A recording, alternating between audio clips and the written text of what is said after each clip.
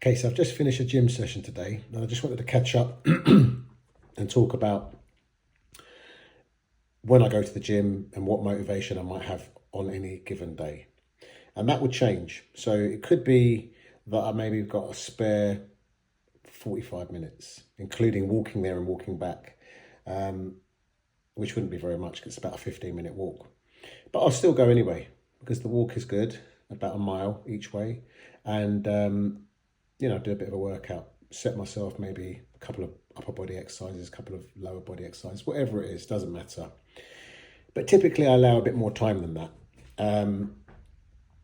And I might be in the gym anywhere between 45 and 75 minutes, but that includes a stretch. So I like shorter workouts generally, and that could be beneficial because of injuries I might be carrying. So at the moment I'm carrying a bit of a shoulder injury, some knee injuries, and that will be reflected in the technique. Okay, so I'm going to post some of the exercises that I did today, but I'm not worried about technique, especially on the bag. Okay, so I've got some bag work going on, and I'm using that just as a warm-up.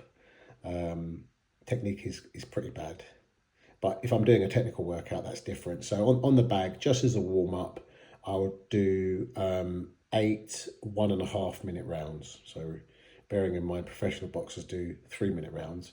1.5 at a very slow pace is fine for me, with a 30-second break in between. So that's 8 rounds, and then all the other exercises are somewhere between 4 and 5 sets.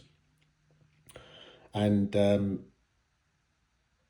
when I'm at the gym, I leave my ego at the door. So I'm not trying to push heavy weights. Like I said, I'm carrying injuries. I'm getting older.